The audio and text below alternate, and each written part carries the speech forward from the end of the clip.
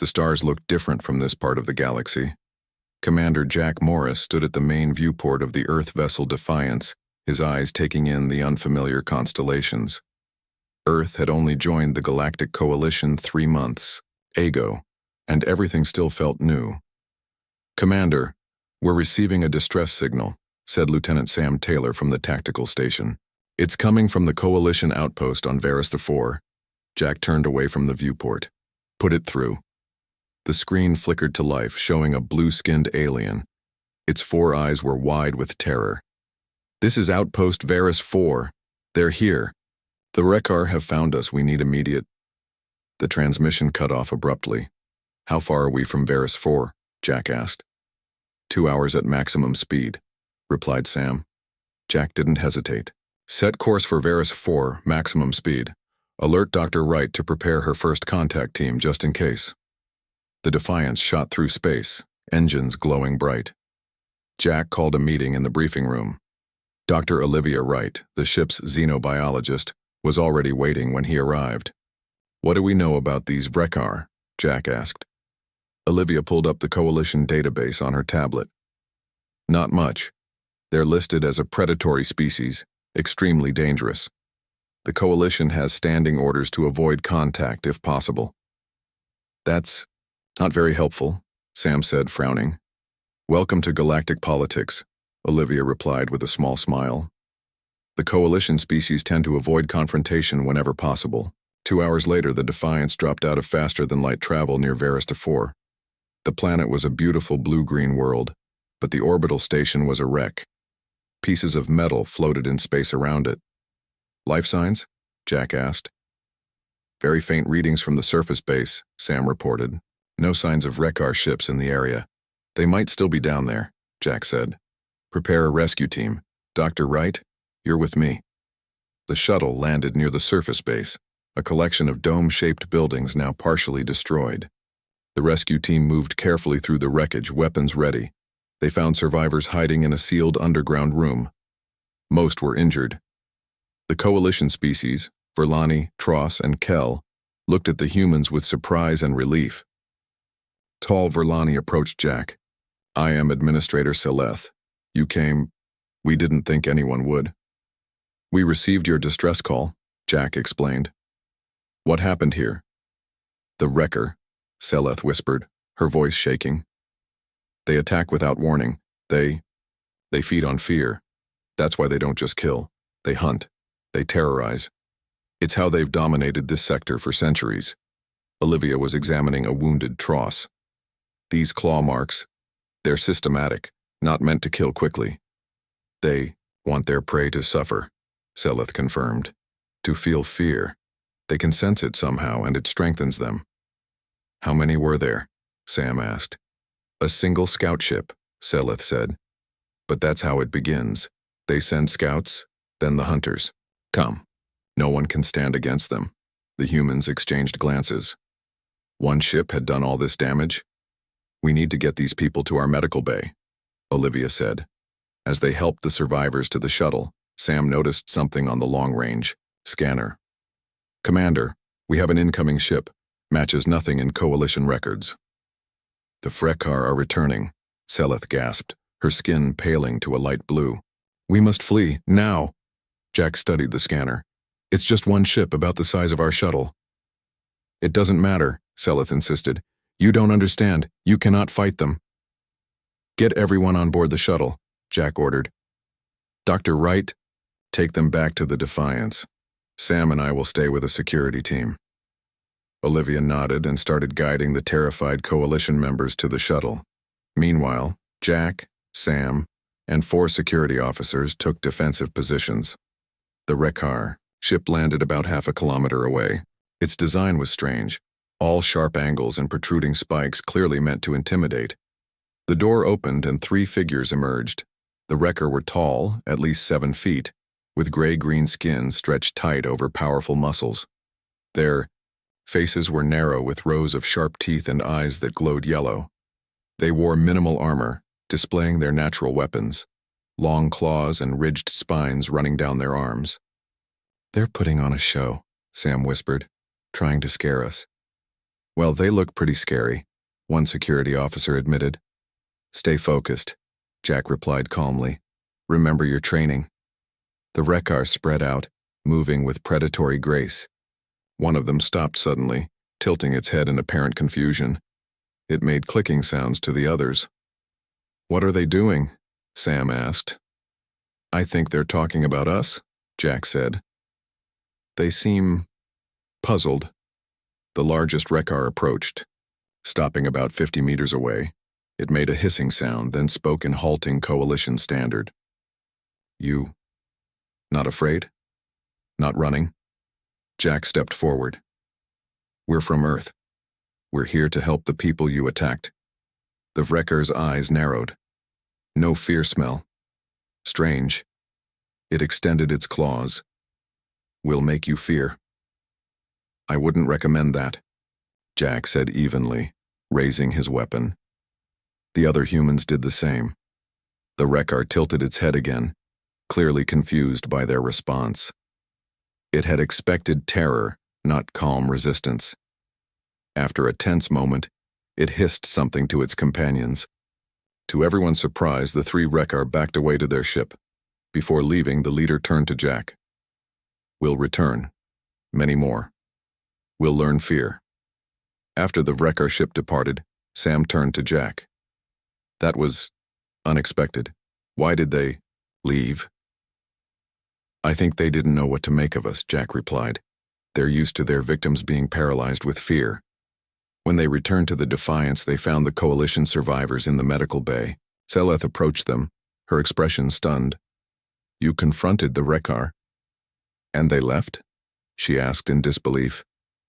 They seemed confused that we weren't afraid, Jack explained. Seleth shook her head. In all recorded history, no species has ever driven off a Rekar scout. They sense fear. It guides their hunting. But you humans, you reacted differently. We were cautious, Jack said with a shrug. But we're not going to run from a fight when people need our help. You don't understand, Seleth insisted. The Rekar have terrorized our sector for centuries because no species can face them without being overwhelmed by fear. But your people, something about you is different. Olivia, who had been listening nearby, stepped forward. Earth is unique. Among Coalition worlds, we evolved on a planet with numerous predators. Maybe we process fear differently. You stood your ground, Seleth said with wonder. And now they'll be back with more hunters. Jack nodded grimly. Then we better prepare. I need to contact Earth. Command immediately. As Jack left for the communications room, Seleth turned to Olivia. Your commander doesn't seem concerned. Olivia smiled slightly. That's the thing about humans, Administrator. When something threatens us, or those we've decided to protect, we don't just feel fear. We get determined. The Defiance set course, back to the nearest Coalition hub, carrying news that would soon spread throughout the galaxy. The predators that had terrorized countless worlds for centuries had finally met a species that didn't cower, a species that fought back. Admiral Ellen Grant stood before the Earth Defense Council, her back straight as she delivered news that would change humanity's place in the galaxy. The Rekar are unlike any alien species we've encountered, she explained, gesturing to the images on the large screen. According to Coalition records, they've dominated their sector for over 3 centuries. They don't just conquer, they hunt. The council members studied the images of the Rekar with concern. One counselor spoke up. What makes them so formidable? Their technology doesn't seem more advanced than ours. It's not their technology, sir, Ellen replied. It's their biology. They can literally sense fear. They don't just see it or smell it, they feed on it. That's why they torture and terrorize before killing. The Rekar derive actual physical strength from the fear of their victims. Another counselor frowned. Then how did the crew of the Defiance drive them off? Ellen nodded to a man sitting quietly at the side of the room. Dr. Ryan Martinez has a theory about that. Dr. Martinez stood and walked to the front. His voice was calm and measured as he spoke. I've studied the brain scans of the Defiance crew and compared them to our Coalition allies. There's a fascinating difference in how we process fear. brought up a new image showing brain scans. When coalition species encounter the Wreckar, their fear centers become overactive, essentially paralyzing them. But humans show a different pattern. When we feel fear, we can convert it to focus and determination. We evolved on a planet filled with predators, and those who could act despite fear survived. The council chamber fell silent as everyone considered this information. "Are you saying we're immune to the Wreckar's primary weapon?" a counselor finally asked. "Not immune," Ryan clarified. "We still feel fear, but we can use it rather than be controlled by it. The Wreckar have never encountered a species that reacts this way. They don't know what to make of us." Admiral Grant stepped forward again. "This gives us an opportunity. I propose we create a specialized task force to defend coalition worlds from the Wreckar." The Defense Council debated for hours, but finally approved Ellen's plan. Within days, she had assembled a team at the Earth Space Command Center. Lieutenant Kate Peterson from Intelligence was already collecting data on the Wreckar. "What have you found?" Ellen asked as she entered Kate's office. Kate looked up from her display. "The Wreckar follow a clear pattern. They send scout ships first, then hunting parties, and finally invasion forces if they meet no significant resistance." "And they've never met significant resistance," Ellen noted. "Not until now," Kate agreed. "Based on Commander Morris's report, the scouts will return with a hunting party within the next few days." Ellen nodded. "We need to be ready. How are the coalition representatives responding to our plan?" "They think we're crazy," Kate said with a small smile. "But they're desperate enough to help. They've provided technical specifications for their most advanced ships." "Good. Let's talk to Dr. Martinez about our training approach." Ryan was working with a group of volunteers testing their responses to various stimuli. When Ellen and Kate arrived, he was showing them images of the Wreckar while monitoring their brain activity. "How's it going?" Ellen asked. "Better than expected," Ryan replied. "Once our people understand what they're facing, they can prepare mentally. The fear response is still there, but it's channeled into heightened awareness rather than panic." "Will that be enough?" Kate asked. Ryan nodded. "I believe so. The Wreckar have evolved to expect their prey to freeze or flee. When they encounter humans who stand their ground, it disrupts their hunting strategy." Over the next week, a small fleet of Earth ships was equipped with coalition technology.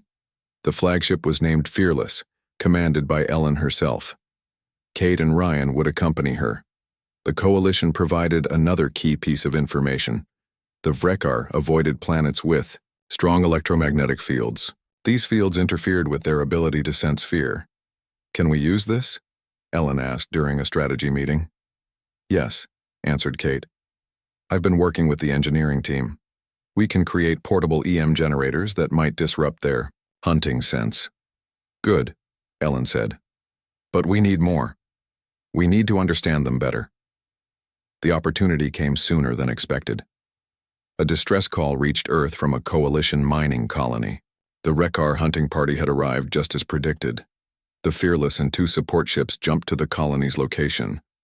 When they arrived, they found 3 Wreckar vessels surrounding the mining station. Small shuttles moved between the station and the ships, carrying away terrified miners. "They're harvesting," Ryan observed grimly, "taking their time to maximize fear before the kill." Ellen's face hardened. "Not today. Battle stations." The Earth ships moved into formation. Ellen opened a channel. "Attention Wreckar vessels. This is Admiral Ellen Grant of Earth Defense. Release the coalition miners immediately." For a moment, nothing happened. Then a harsh voice replied, "New prey, interesting prey, no fear smell, will learn fear." "I don't think so," Ellen said calmly. "You have one chance to withdraw." The largest Wreckar ship turned toward the Fearless. It fired a warning shot that passed close to the human vessel. "They're trying to scare us," Kate observed. "Return fire," Ellen ordered. "Target their engines." The Fearless fired with precision, damaging one of the Wreckar ship's engines. The other Earth vessels moved to cut off the Wreckar ships from the mining station. The Wreckar responded with surprising hesitation. Their attack pattern was disorganized, as if they were confused by the humans' direct approach. "They're used to prey that runs," Ryan explained, watching the battle. Their tactics are designed for pursuing frightened enemies, not confronting those who fight back. Ellen saw the opportunity. Launch the EM drones. Small drones shot from the Earth ships, positioning themselves around the Wreckar vessels. When activated, they created an electromagnetic field that engulfed the predatory ships. The effect was immediate. The Wreckar ships' movements became erratic. Their communications, which the Coalition had translated, filled with confused chatter. Can't sense. The prey is hidden, something blocking. Ellen pressed the advantage. All ships target their weapon systems. Prepare boarding teams. The Earth ships closed in, disabling the Wreckar vessels one by one. Boarding teams in specialized armor entered the alien ships. They met resistance, but the Wreckar seemed disoriented without their fear-sensing ability. Within hours, all 3 Wreckar ships were captured. The miners were rescued, staring in disbelief as humans escorted captured Wreckar in restraints. "You defeated them," said one miner, his voice trembling. "No one defeats the Wreckar." Ellen looked at the captured aliens. They seemed smaller somehow, less intimidating. "Everyone has a weakness," she said, "even predators." Later, on the Fearless, Ellen, Ryan, and Kate interrogated a Wreckar captain. The alien was reluctant to speak at first, but eventually revealed a crucial truth. "Our society built on hunting," it explained in broken Coalition standard. "Feed on fear, grow strong from fear, never found species without fear, until now." "We feel fear," Ryan corrected. "We just don't let it control us." The Wreckar captain made a clicking sound that might have been laughter. "Others will come, many others. You different, dangerous, must be destroyed." Ellen stood up. "Then we'll be ready." As the Fearless returned to Earth with its captives, news of the victory spread throughout the Coalition. For the first time in centuries, someone had successfully fought back against the galaxy's most feared predators. And this was just the beginning. Captain Daniel Carter stood on the bridge of the battlecruiser Intrepid, watching as his small fleet took position around the colony world of New Haven. 6 human ships formed a protective barrier between the planet and the empty space where the Wreckar were expected to appear. "Status report," Daniel called out. "All ships in defensive formation," replied his second-in-command. "Colony evacuation is 60% complete." Daniel nodded, his face serious. Intelligence reports indicated that the Wreckar would send a much larger force this time.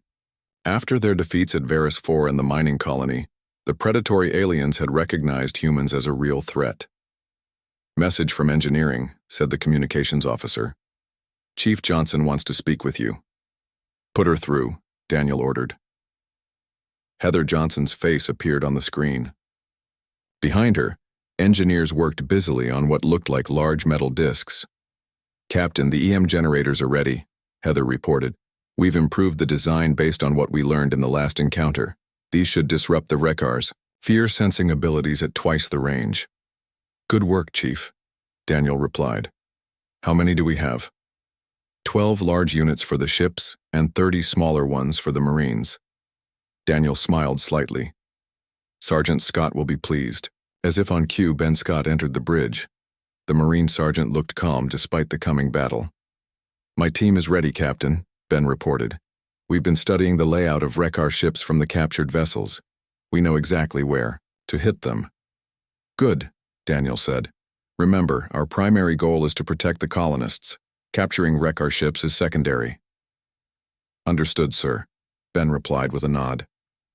The bridge fell silent as everyone returned to their duties. The waiting was always the hardest part. Coalition advisors had warned that the Wreckar would come in force, seeking to restore their reputation as the galaxy's apex predators. 3 hours later, the sensors lit up. "Multiple ships dropping out of faster-than-light travel," announced the sensor officer. 12. No. 15 Wreckar vessels. "Captain, this is the largest Wreckar fleet ever recorded." Daniel straightened in his chair. "All hands to battle stations. Deploy EM generators." The human ships launched Heather's devices, creating an invisible electromagnetic shield between them and the approaching Wreckar fleet. "They're hailing us," said the communications officer, surprise evident in his voice. "Put it through," Daniel ordered. The screen showed a Wreckar larger than any they had seen before. Its gray-green skin was marked with scars and its yellow eyes burned with hatred. "Human prey," it hissed. "I am Hunt Master Grath. You have interfered with Wreckar hunting. This ends today." Daniel met the alien's gaze without flinching. "This is Captain Daniel Carter of Earth Defense. We are not prey, Huntmaster. Leave this colony in peace or face the consequences." The Wreckar made a sound that might have been laughter. "Brave words. We'll taste your fear soon." The screen went dark. "They're moving into attack formation," reported the tactical officer. "Standard Wreckar hunting pattern." Daniel nodded. "Just as we expected. They still think we'll react like other species." He opened a channel to all human ships. "Remember your training. They rely on intimidation and fear. We don't. Execute battle." Plan Alpha. The human ships broke formation in a way that would appear chaotic to observers. Instead of staying together for protection, they deliberately separated, each taking on multiple Wreckar vessels. The Wreckar, expecting their prey to bunch together in fear, were momentarily confused by the aggressive human tactics. "EM field is active," Heather reported from engineering. "Their fear sensing should be compromised." The battle erupted across space. Wreckar ships fired powerful weapons designed more to terrify than to efficiently destroy. The human vessels responded with precise calculated attacks, targeting engines and weapon systems. On the Intrepid's bridge, Daniel watched as the battle unfolded according to plan. The Wreckar, robbed of their ability to sense fear and faced with unexpected tactics, began to lose their coordination. "Their formation is breaking," said the tactical officer. "2 ships disabled. Sergeant Scott, prepare your team for boarding," Daniel ordered. Ben and his Marines launched from the Intrepid in armored shuttles. They targeted the largest disabled Wreckar ship, attaching to its hull and cutting their way inside. "We're in," Ben reported over the comm. "Minimal resistance so far." The Marines moved through the alien vessel with practiced efficiency. The Wreckar they encountered seemed disoriented, confused by the humans' lack of fear and the disruption of their sensing abilities. "Captain, we've reached their command center," Ben reported minutes later. "Hunt Master Grath is here." Daniel listened as Ben confronted the Wreckar leader. Through the Marine's helmet camera, he could see the massive alien, now surrounded by human soldiers. "Surrender your vessel," Ben demanded, his voice steady. Hunt Master Grath hissed, extending his claws. "Never surrender to prey." "We're not prey," Ben replied calmly. "And you've lost." The Hunt Master looked at the humans surrounding him, searching for signs of fear and finding none. For the first time in its life, the predator seemed uncertain. "What are you?" Grath asked. "Just humans," Ben answered simply. Back on the Intrepid, Daniel watched as more Wreckar ships were disabled or retreated. The battle was turning decisively in humanity's favor. "Sir," called the communications officer, "we're receiving transmissions from across the sector. Other coalition worlds are reporting that Wreckar ships are withdrawing from their hunting grounds." A cheer went up on the bridge. It was more than a single victory. It was a turning point. Hours later, with the battle won and 3 Wreckar ships captured, Daniel met with Heather, Ben, and the coalition representatives on the Intrepid. "This is unprecedented," said the Verlani ambassador, his 4 eyes wide with wonder. "The Wreckar have never been defeated like this, and now they're retreating across the sector." "They're regrouping," Daniel cautioned. "They'll be back."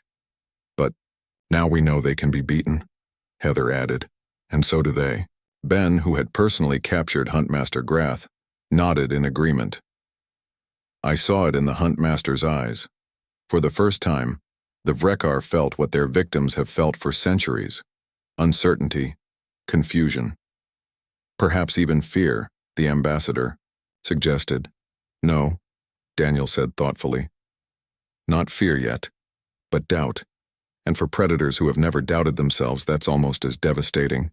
As the Intrepid set course for Earth, carrying its valuable prisoners and data, news of the victory spread throughout the galaxy. Species that had lived in terror of the Wreckar for generations began to hope. Some even sent messages to Earth, asking to join the fight. In his quarters, Daniel reviewed the battle recordings. The Wreckar were still dangerous, perhaps the most dangerous species humans had encountered. But they were no longer invincible.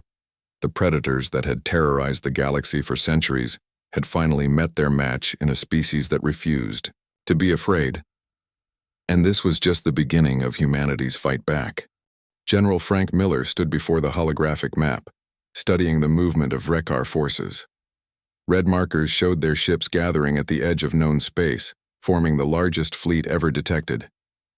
"They're preparing for a major assault," Frank said to the officers gathered in the war room. "Intelligence suggests they're targeting our main colony on New Terra." Dr. Lisa Clark, who had been analyzing Wreckar biology for months, stepped forward. "The Wreckar High Command recognizes that humans represent an existential threat. Our immunity to their fear tactics has undermined their entire hunting strategy." The room fell silent as everyone considered this. 6 months had passed since the first encounter with the Wreckar. What began as skirmishes had escalated into a full-scale war, with the predatory aliens becoming increasingly desperate. "What's the status of Project Mirror?" Frank asked, turning to Lisa. She pulled up a new hologram showing a complex device. "The prototype is ready. Based on our studies of captured Wreckar, we've created technology that can reflect their fear-sensing abilities back at them." "You mean they'll feel their own fear?" asked one of the officers. Lisa nodded. "Exactly. The Wreckar evolved to sense and feed on fear, but they've never experienced it themselves. In theory, this should be devastating to them." Frank studied the device. "Is it ready for deployment?" "Yes, but we only have 5 units, Lisa replied. "We need to use them strategically." Meanwhile, in another part of the command center, Ambassador Doe, Alex Turner was meeting with representatives from previously neutral species. The tide of the war had begun to shift, and many who had once stayed out of the conflict now sought alliance with the humans. "The Wreckar have terrorized our worlds for generations," said a tall insect-like alien from the Tzik Collective. "We watched from a distance, afraid to draw their attention. But now you see they can be defeated." Alex finished for him. "Yes," agreed the Tzik representative. "Your species has accomplished what we thought impossible. We wish to join your alliance." Alex smiled. "We welcome your support. Together we can end the Wreckar threat once and for all." By the end of the day, 5 new species had joined the human-led coalition. Each brought ships, resources, and most importantly, hope. Frank briefed his commanders on the defense of New Terra. The colony was their largest off-world settlement, home to over 2 million humans and various coalition species. "The Wreckar will expect us to be defensive, protecting our civilians," Frank explained. "Instead, we'll take an aggressive stance. Admiral Lewis's fleet will engage them near the outer planets, while Captain Carter's task force will be hidden behind the moon, ready to flank them." His finger moved across the holographic map. "Dr. Clark's mirror devices will be deployed here, here, and here. When the Wreckar enter this zone, we activate them." The commanders nodded, understanding the plan. 3 days later, the massive Wreckar armada arrived in the New Terra system. Over 50 warships, led by the enormous dreadnought of the Wreckar Supreme Huntmaster. True to the plan, Admiral Lewis's fleet engaged them near the gas giant on the system's edge. The battle was fierce, with the human ships appearing to struggle against the Wreckar's superior numbers. "They're taking the bait," Frank said, watching from the command center on New Terra. "Admiral Lewis, begin your retreat." The human fleet pulled back, leading the Wreckar armada deeper into the system, toward the waiting trap. "Captain Carter, are you in position?" Frank asked. "Ready and waiting, General," came Daniel's reply. "The Intrepid and 12 ships are hidden behind the moon, just as planned." As the Wreckar pursued Admiral Lewis's retreating fleet, they entered the zone where Lisa's mirror devices had been placed. "Activate Project Mirror," Frank ordered. Across the battlefield, 5 specialized satellites powered up, sending waves of energy through the Wreck-Ar fleet. The effect was not immediately visible, but soon the Wreck-Ar ships began to move erratically. "It's working," Lisa said, monitoring the data. "The mirror devices are reflecting their fear sensing back at them.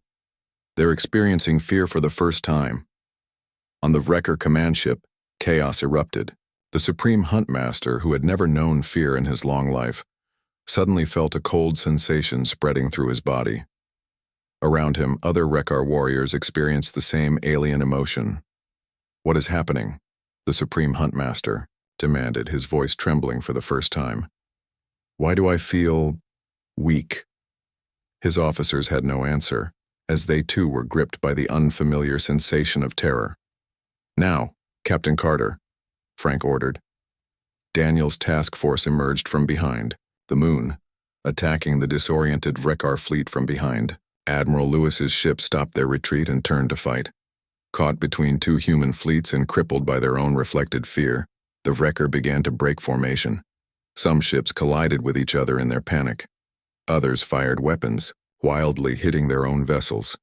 "This is unprecedented," Alex observed, watching the battle from the command center.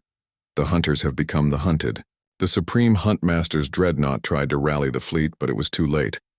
The once fearsome predators were now experiencing the very emotion they had inflicted on countless victims. "Surrender, or be destroyed," Admiral Lewis transmitted to the Wreck-Ar fleet. For a moment there was no response. Then, one by one, Wreck-Ar ships began powering down their weapons. Never before had the predatory species surrendered to anyone. The Supreme Huntmaster's voice came over the channel, shaky and uncertain. "What have you done to us?" "We showed you what fear feels like," Frank replied simply. In the days that followed, news of the Wreck-Ar defeat spread across the galaxy. Species that had been neutral now rushed to join the human alliance. Those who had lived under Wreck-Ar threat for centuries celebrated their liberation. On New Terra, Frank, Lisa, and Alex met to discuss the next steps. "The Wreck-Ar are in disarray," Frank reported. "Our scouts indicate their remaining forces are retreating to their home systems." "Should we pursue them?" Alex asked. Frank considered this. "No. We've broken their power and their confidence. Now we need to consider the future. The Wreck-Ar have been the galaxy's apex predators for so long, they don't know any other way to exist." Lisa nodded in agreement. "Their entire society is built around hunting and harvesting fear. We've taken that away from them. They'll need to find a new purpose." "Perhaps that's our next challenge," Alex suggested. "Not just defeating the Wreck-Ar, but helping them find a different path." As the 3 humans looked out at the stars from the New Terra Command Center, they knew that a new chapter in galactic history had begun. The predators that had terrorized countless worlds now faced an uncertain future. And humanity, once the newcomers to the galactic stage, had become its unexpected saviors. President Diane Howard stood at the window of the Earth Embassy on Galactic Central, watching ships from 100 worlds pass by. 6 months had passed since the decisive battle at New Terra, and the galaxy was changing faster than anyone had imagined. "Madam President, the Wreck-Ar delegation has arrived," her aide announced. Diane nodded. "Show them in." The doors opened, and a group of Wreck-Ar entered. They moved differently than the first Wreck-Ar humans had encountered. Less predatory, swagger, more measured caution.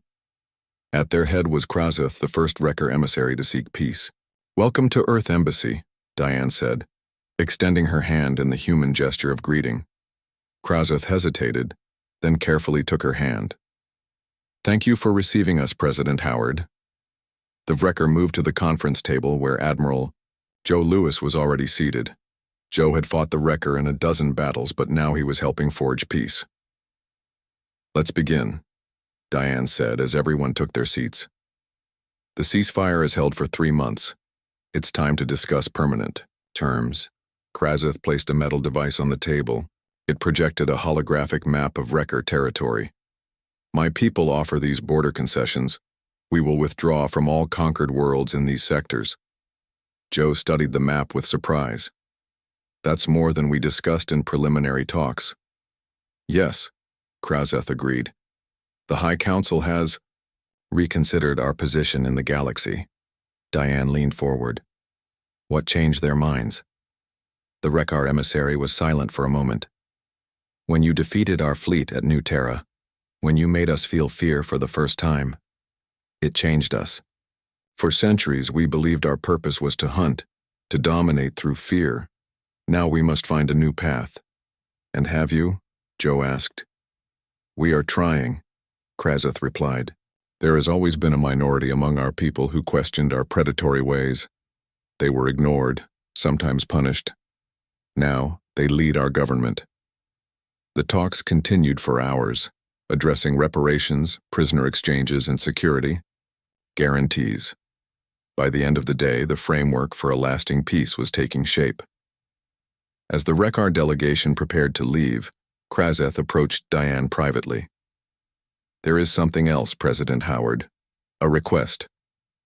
Go on, she encouraged.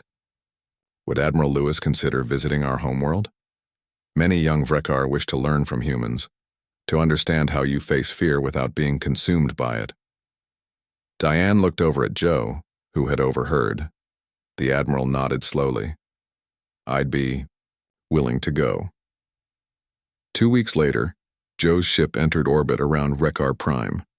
From space, the planet looked beautiful, swirling green oceans and land masses covered in dense purple vegetation. But Joe knew its history. For thousands of years, this world had sent forth hunters to terrorize the galaxy. I never thought I'd see this day, Joe said to his aide as their shuttle descended to the surface. Humans visiting the Rekar homeworld, as guests, not conquerors. The shuttle landed in a massive city of sharp, angular buildings. A crowd of Rekar waited, kept back by barriers. Joe noticed many young ones, their eyes wide with curiosity rather than hunger. Krazeth greeted him at the landing pad. Welcome to Rekar Prime, Admiral. You are the first non-prey species to visit our world. I hope we can move beyond terms like prey, Joe suggested gently. Yes, Krazeth agreed. That is why you are here. Over the next week, Joe met with Rekar leaders, scientists, and ordinary citizens. He visited schools where young Rekar were being taught a new philosophy, one that valued cooperation over domination. In the Great Hall of Hunters, now repurposed as a center for galactic studies, Joe addressed a gathering of Rekar officials. For generations, our species walked different paths, he began. You evolved as apex predators feeding on fear. We evolved on a world filled with dangers, learning to use fear as a tool rather than be controlled by it. The Rekar listened, intently, their yellow eyes fixed on the human. When we first met, conflict seemed inevitable. You saw us as prey that didn't behave properly. We saw you as threats to be eliminated. But here we stand today, seeking understanding instead of victory. Joe paused, looking around the hall that once displayed trophies from conquered worlds. Sathir, future belongs not to those who instill the most fear, but to those who build together. Humans don't want to be feared. We want to be respected as equals, and we extend that same respect to you. That evening, Krazeth showed Joe something few outsiders had ever seen. The Rekar ancestral grounds, where statues of great hunt masters stood. For centuries, we measured greatness by how much fear our leaders could inspire, Krazeth explained. Now we must find new heroes, new measures of success. It won't be easy, Joe said. Changing the foundation of a society never is. No, agreed Krazeth, but necessary. When we felt fear for the first time at New Terra, it broke something in us. But perhaps what breaks can be rebuilt, stronger and better. On the final day of his visit, Joe was introduced to the first joint, Human Rekar Project, a ship designed for exploration rather than hunting. Named New Dawn, it would carry a mixed crew to uncharted regions of the galaxy. Will you support this initiative, Admiral? Krazeth asked. Joe studied the ship's design, noting how it combined human and Rekar technology. Yes, I'll recommend full support to President Howard. Thank you, Krazeth said. It is fitting that our peoples explore together. You taught us how to overcome fear. Perhaps we can teach you something in return. What might that be? Joe asked. Frecker made a gesture Joe had learned was their equivalent of a smile. How to sense the emotions of others. Our ability to detect fear evolved for hunting, but it can serve other purposes. Understanding, empathy, connection. When Joe returned to Earth, he brought with him not just a peace treaty, but a vision for the future.